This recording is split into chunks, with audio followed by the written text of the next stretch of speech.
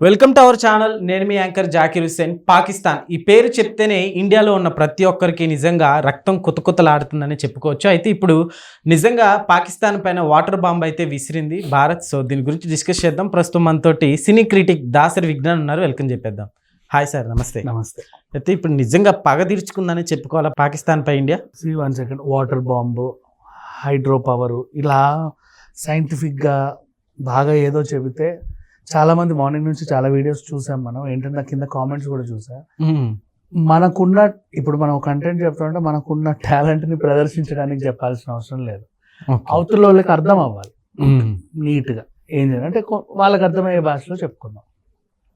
సింపుల్గా చెప్పాలి అంటే ఒక దేశం ఇంకో దేశం అతుక్కొని ఉంటాయి కదా.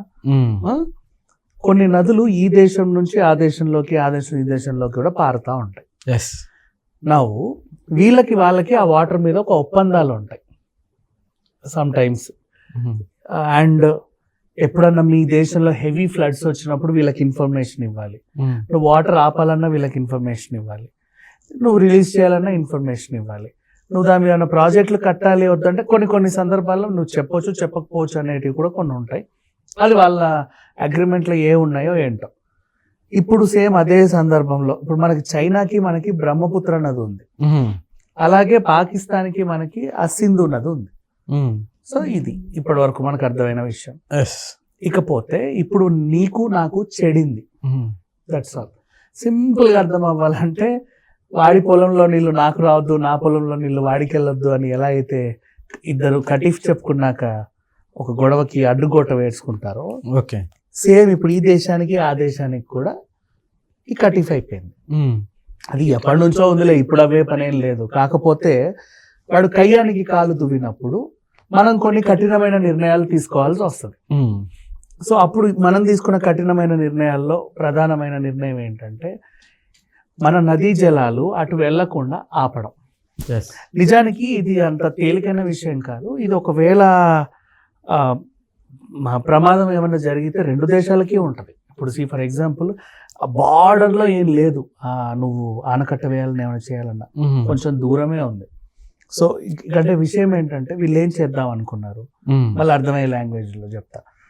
డ్యామ్ గట్టిగా గేట్లు మూసేస్తే నీళ్ళన్నీ ఇక్కడ నిండుతాయి, అటు వెళ్లకుండా ఆపగలం. అప్పుడు వాళ్ళు కరువు కాటకాలతో చస్తారు. అదొకటి. ఫుల్గా నీళ్లు నింపి వితౌట్ ఇన్ఫర్మేషన్ ఒక్కసారిగా వదిలేసామనుకో, ఆ ఫ్లడ్కి కొన్ని ఊర్లు కొట్టుకుపోతాయి. అది వాటర్ బాంబ్ అంటారు దాన్ని. అలా కూడా చేయొచ్చు. అంటే ఇప్పుడు మరి యాక్చువల్గా చెప్పాలని అమ్మో వినడానికి భయంకరంగా. అయితే విజ్ఞాన్ గారు, ఇక్కడ నిజంగా వాటర్ ఆపేస్తే నిజంగా వాళ్ళ జీవితాలు మనుగడ నిజంగా ఆగిపోతుంది అంటారా? ఇప్పుడు సోషల్ మీడియాలో వాటర్ ఆపేస్తే వాళ్ళ మనుగడ చాలా కష్టం అన్నట్లుగా చెప్తున్నారు. ఒక్క వాటర్ ఇదొక్కటి ఆపేస్తే వాళ్ళకి నిజంగా ఎవరైతే ఈ కామెంట్లు పెట్టారో వీళ్ళకి చాలా దయ ఉంటే వెళ్ళి ఒక వాటర్ బాటిల్స్ ఇచ్చిరండి. ఇంకంతమించి మనం తీసుకున్న నిర్ణయం ఏంటంటే అవతలోడు దాడి చేశాడు, అది ఉగ్ర దాడి.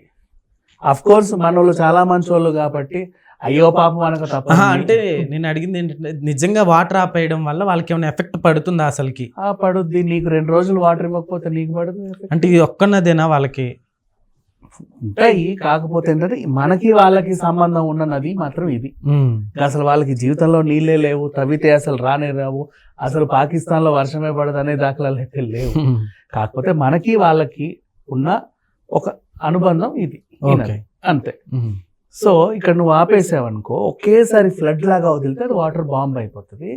అలా ఇండియాలో కూడా కొన్ని 1-2 గ్రామాలు పోతాయి. ప్రమాదం ఇక్కడ ఉంటుంది, అక్కడ కూడా ఉంటుంది. అంత తేలికైన విషయం అయితే కాదు. అయినప్పటికీ కూడా ఇది ప్రదర్శించబోతున్నామా అనేది ఇప్పుడు హాట్ టాపిక్ గా వైరల్ అవుతుంది. సరే, ఇంకా అసలు విషయానికి వస్తే మార్నింగ్ నుంచి సోషల్ మీడియాలో రన్ అయ్యే టాపిక్స్ ఇవి. ఒక్కొక్కరు ఒక్కో యాంగిల్లో చేస్తున్నారు.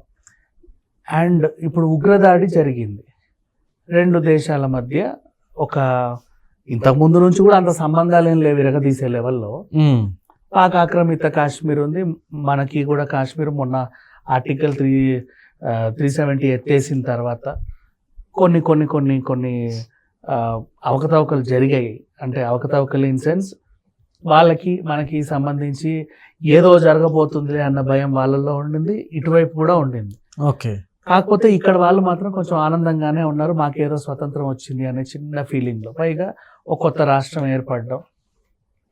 ఈ మధ్య కాలంలో కాశ్మీర్ ఫైల్స్ లాంటి సినిమాలు అండ్ కొన్ని సినిమాలు చూసినప్పుడు కూడా చాలా మందికి అనిపించింది, ఓహో ఒకప్పుడు కాశ్మీర్ పండిట్స్పై ఇలా జరిగేదా అలా జరిగేదా. ఎప్పుడు పాకిస్తాన్ మీద ఒక నెగిటివిటీ ఉంది, పాజిటివిటీ అయితే ఎప్పుడూ లేదు, ఉండదు కూడా, అది తెలిసిన విషయమే. బట్ అన్ఎక్స్పెక్టెడ్గా వాళ్ళు చేసినటువంటి ఆ దాడి, దానికి గల కారణాలు అండ్ పైగా వెళ్ళి మీ మోడీకి చెప్పుకోని హెచ్చరించిన విధానం, కొన్ని కథలు చూస్తుంటే ఇప్పుడు అందులో ఎంతమంది అయితే మరణించారో ఒక్కొక్కరికి ఒక్కొక్క కథ, ప్రతిదీ అంటే వాళ్ళందరూ చెప్పేవి మీరు వింటుంటే చూడండి, అసలు అట్లా రోమాలు లిక్కపొడిచే లాంటి స్టోరీస్ ఉన్నాయి ఒక్కొక్కరికి.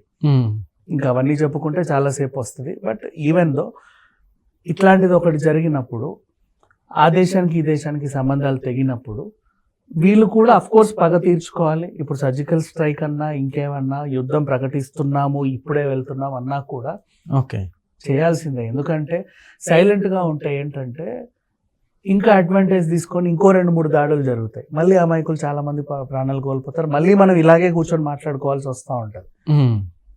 అదే సైలెంట్గా లేకుండా ఇమీడియట్గా వాళ్ళకి రిఫ్లెక్షన్ ఇచ్చావనుకో, ఏదో ఒక సమాధానం, దాని ద్వారా ఏంటంటే వీళ్ళ పవర్ ఏంటనేది వాళ్ళకి అర్థమవుతుంది.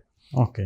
ఇప్పుడు సముద్ర జలాలు, దేశం మధ్యలో సముద్రాలు ఉన్నాయి అనుకో, సబ్మెరీన్స్ ఉన్నాయి, ఇంకేవేవో ఉన్నాయి, వాళ్ళ ఫైటింగ్ వాళ్ళు చేస్తారు. కానీ ఇక్కడ ఏంటంటే అతుక్కున్నాయి తలకాయలు 2. సో వాళ్ళకి మనకి ఏ ఒక అడ్వాంటేజ్ ఉన్నా సరే మనం ఇబ్బంది పెట్టవచ్చు అనే విషయాన్ని వీళ్ళు నీట్గా యూటిలైజ్ చేసుకునే అవకాశం అయితే ఉంది. అండ్ గత కొన్ని సంవత్సరాలుగా ఇండియా మాకు సరిగ్గా సమాధానం ఇవ్వట్లేదు, రెస్పాన్స్ అవ్వట్లేదు అని చెప్పేసి కూడా వీళ్ళు కంప్లైంట్స్ చేశారు. అంటే ఈ నీళ్ళ వివాదంలో ఇంకొకటి, మనకున్న ఒప్పందంలో ఏమున్నాయంటే మనం ఇక్కడ డ్యామ్ కట్టుకోవచ్చు. మనకు మోస్ట్లీ ఇండియాలో నదులపైనే ఈ కరెంట్ తయారు చేసే మన డ్యామ్లన్నీ ఉన్నాయి. ఓకేనా, ఇప్పుడు మన శ్రీశైలం ప్రాజెక్ట్ అయినా ఏ ప్రాజెక్ట్ అయినా కూడా mostly water through power consumption చేసే ఒక ఇవే ఉన్నాయి. సో ఇట్లాంటివి ఏవైనా మనం ఆ నది మీద పెట్టుకోవాలి అనుకుంటే వాడికి పర్మిషన్ తీసుకోవాల్సిన అవసరం లేదు. అర్థమైందా? ఎక్కువ సైంటిఫిక్ నాలెడ్జ్ చెప్తా ఉంటే మన తెలివి ప్రదర్శించినట్టు ఉంటుంది, అర్థమయ్యేటట్టు ఉంటుంది అని కొంచెం క్లుప్తంగా చెప్పా. అయినా అర్థం కాకపోతే ఎవరిని అడిగితే అడుగు. ఓకే అండి, థ్యాంక్ యూ.